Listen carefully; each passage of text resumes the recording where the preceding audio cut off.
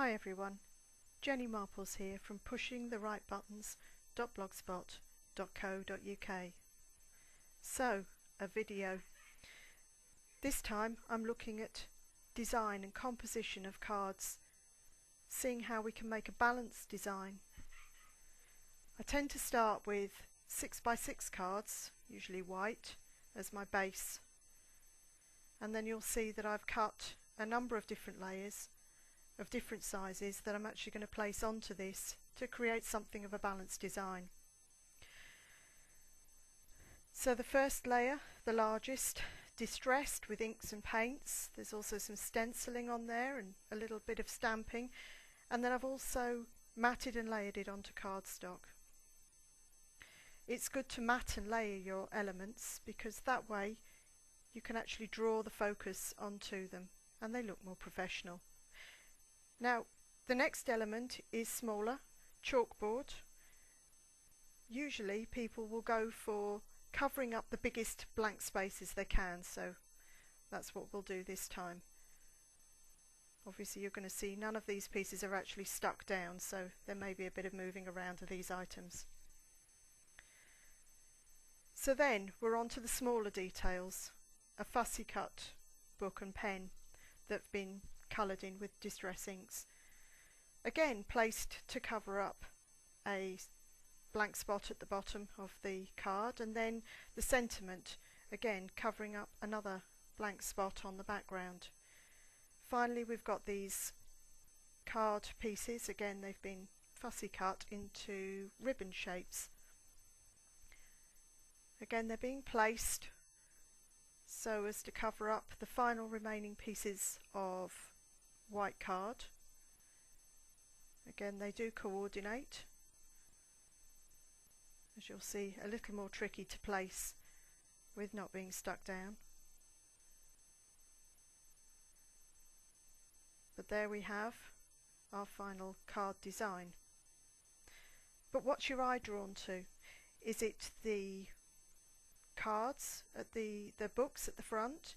Is it the sentiment? Is it the stenciling around the side? Or is it the chalkboard element?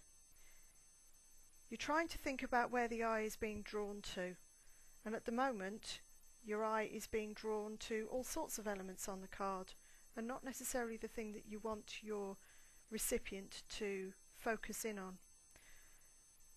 So let's approach this now in a different way.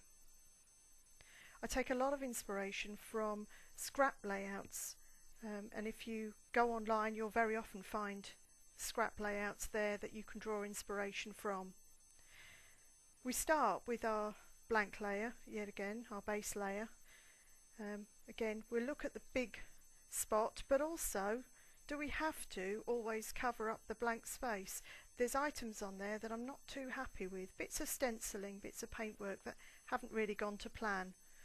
So instead of worrying about the covering up some of that lovely background that's been stenciled, how about place the chalkboard item over the top of part of it? You can still see the stenciling. Now I really liked where the books were before, over the chalkboard, so once again we'll put that element on top of some of the stenciling and the chalkboard, and then of course our real focal point. This is the reason you're sending this card. It's to say congratulations to somebody. So let's put it in a central spot. You'll notice the white from the chalkboard around actually draws the eye towards that sentiment now. Then finally we've got these ribbon pieces that we need to actually help the eye be drawn into the congratulations with. So once again, with a little bit of fiddling around, we're going to use those ribbon pieces, but instead of trying to cover up the white or worry about covering up any of the background, we're going to use them in a way that directs your eye when you first look at this card. So you'll see just layering up behind the chalkboard black background, but using them to draw the eye in towards the main sentiment.